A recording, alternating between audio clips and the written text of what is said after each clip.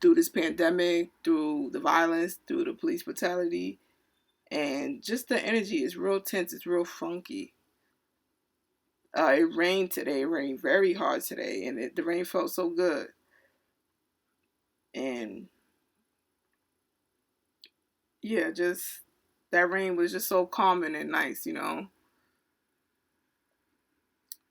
But me, I have worked through the whole pandemic. The store I work at is considered an essential store.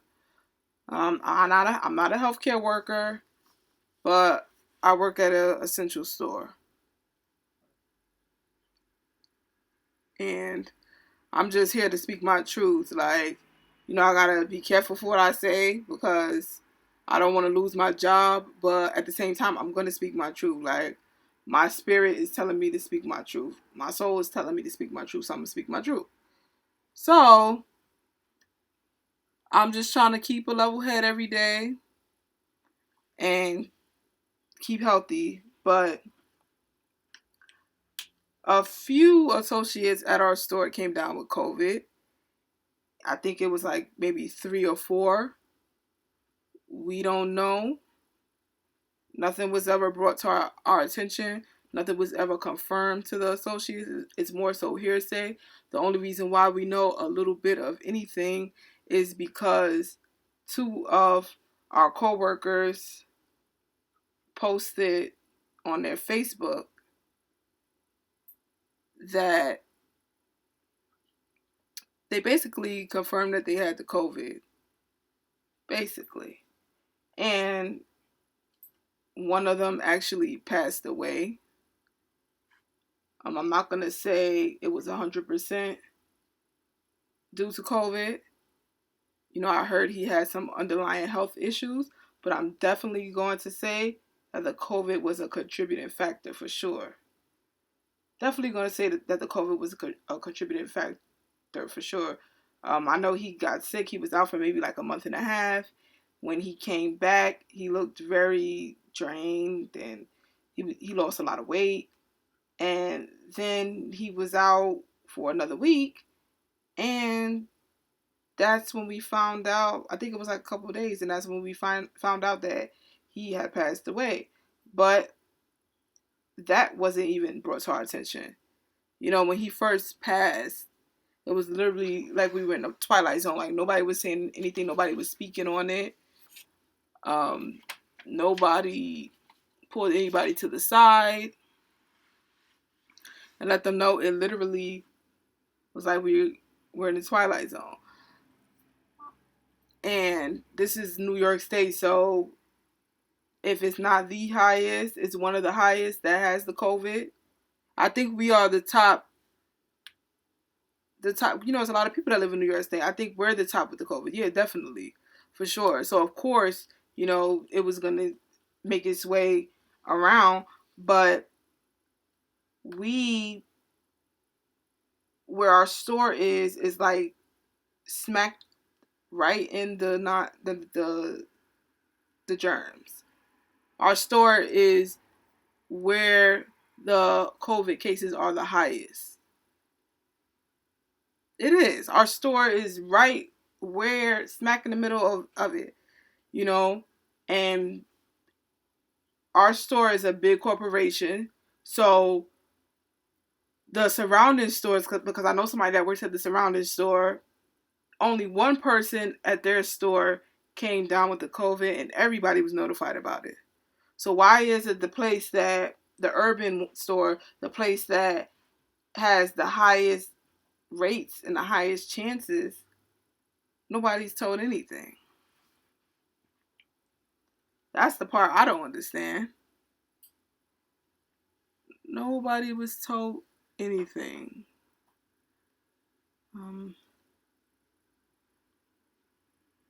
It just doesn't make any sense. And when this pandemic first broke out,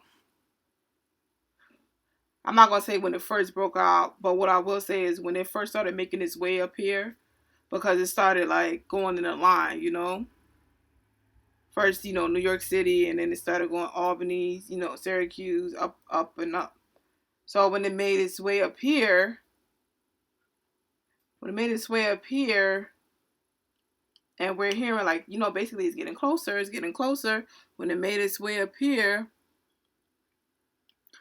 we didn't have any protection. We were all literally caught off guard, including New York City. But we were all caught off guard, and we didn't have any protection. We didn't have any masks. I remember the first weekend, we had a line around the store of people buying paint. People buying paint because they're at home and they're bored. So they have to do something. They have to paint. So we had a line around the store of people buying paint. It was congested. We didn't have the 6 feet markings and things like that yet. Everybody was next to each other. It was real congested. And yep, it was real congested and people were buying paint. We didn't have any masks for a minute. We didn't have any masks for a hot little minute. And by the time, because we do sell them at the store, by the time we got the shipment for the mask, we donated them to the hospital, which was a very gracious and a kudos for us for donating to the healthcare workers. But it's like, if we don't protect ourselves, we're going to be having to go to the healthcare workers for help because we're going to get sick, like it's like a cycle, But yeah, we didn't have any masks for a little moment. And that was a lot. But on top of that, you got to deal with people that being nasty, disrespectful, people coming in there getting mad because there's nobody around or available to tell them about their plant. And it's like, not only are we understaffed, but it's a lot going on right now. Have some damn consideration. People are so selfish nowadays. People don't have any consideration. People don't have any compassion. People don't have any patience. None whatsoever. And it's really disgusting. It's really disgusting where humanity is headed. It's sad. And I hope it gets better. I pray it gets better because we doomed. At the rate we going, we doomed. But yeah, we didn't. Things just weren't handled properly. And like I said, to top it off, having to deal with disgusting people. Me and this guy got into it the other day because this is how it all started. So my coworker cashed him out, basically. The man bought some mulch. So all I know is I'm standing there in the booth. He comes up to me and he's standing like this close, first of all. Pulled his mask down. He's standing this close. It's burning up. It's hot. I'm irritated.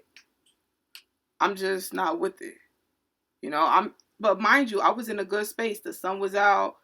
I'm always respectful. I never disrespect anybody, but I was being super respectful. I was greeting everybody, telling them make sure they have a great day. I was being very considerate. I was like, do you want a brown paper bag? I was talking to people, how you doing? I'm always like that. But I was being super extra with it just because what everybody going through and just trying to keep that positive energy going. But yeah, so like I said, my coworker cashed him out. He comes up to me, he's standing like maybe 10 minutes after she cashed him out, he's standing like this close. And he just approaches me and he says, so what are we doing? What do we got going on here? What's this? And I'm like, excuse me? Because like, I'm literally caught off guard. I have no idea what he's talking about. And he basically was talking very indirect. He wasn't getting straight to the point. He wasn't speaking clearly. He was speaking a lot of BS. Like, it didn't make any sense. So I found out 2 hours later through the guy that loaded his truck what the issue was. So basically the issue was he had a huge landscaping job. he paid for the cheaper mulch because according to him that will cover more square footage, and the the better quality mulch, they both were, I'm not going to say cheaper because they both were the same price. They're both 333 right now. They both were the same price. But he was explaining to me that the cheaper quality one was going to cover more square foot, and he's losing money from his landscaping job because, and why was he sold something that we don't have, and shouldn't we, he was like, can't you look in your little computer and figure out what you got? Why don't you know? Why don't, and I'm like, sir, technically we don't know what's back there. Just as a cashier, our job is to sell you. You tell us you want something, we sell it to you, but we really don't know what's back there. You know, the girl, she probably should have called and verified, or I'm not saying she's in the wrong because she's not in the wrong and she's still fairly new, but what I'm saying is his approach and his delivery was whack. So yeah, so he's still speaking very indirect to me about how he's losing money, and so I was like, sir, if you don't want the product, what I would recommend you doing is going inside to the service desk, because he's like, how are we gonna fix this? How are we gonna solve it? I'm like, well, you can go inside and get a return, get your money back, and then pick out something else, or get your refund. And he was like, well, he's still going on about his job and how he's losing money, and it's like, it's hot. I'm not trying to hear this. You're mad close to me. I'm not trying to hear this. And that's another thing. People are getting offended when people ask for 6 feet. Like, this is mandatory. This is serious out here. But that's another point I'll get back to. Let me finish this part. So he basically was still trying to argue me down about how we should know what's going on. Don't you know your jobs? So I said, sir, I'm not even the person that cashed you out. Why are you coming to me with this? I told you what to do. And he's like, well, because you should know. So he's getting all nasty. So he's like, where the fuck is the girl that was over there? I was like, I don't know. And he was like, because first he was saying, well, you did, that's how you know he was bugged out. Because at first he said, well, you did this. And I was like, I'm not even the person that cashed you out. He said, well, where the fuck is she that's over there? That's how you know he was like crazy, deranged. And that's how you know those kind of people. Because he looked like one of them biker dudes that wear the skull stuff and the black glasses with the slick black ponytail. Like, he looked like one of them real wannabe gruff biker dudes. And that's how you know people like that, they only, when they see somebody that's not like them, all they see is color.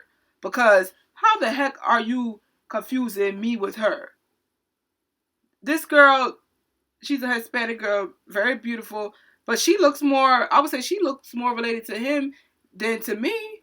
Because the only thing me and her probably have in common is the complexion, but her green eyes, her straight hair, that's more European, you fool. Like, you don't even, her hair is like engine red. How you don't know who cat, like, why are you coming to me? That's what my whole point was. Why are you coming to me with this nonsense? So he was like, I need my fucking mulch loader right now. So I looked at so mind you, the loader's coming with the pallet. And the guy is literally just standing there. And I looked at my coworker. I said, if I was you, I wouldn't load it. So the guy turned back. He said, oh, you wouldn't? I said, nope, I wouldn't. And he was like, well, where the fuck is your manager? I said, I don't know. You can go inside and find him. He's in there somewhere. And then he was like, well, I guarantee you won't have a job tomorrow. I said, I guarantee you I will. I guarantee you I'll be standing right here tomorrow. And then, after that, the manager came and spoke to me and whatnot and things like that. But it's just sad to see how people are reacting to the situation. Like, we all stressed out, but adding stress on top of stress is not going to make it any better.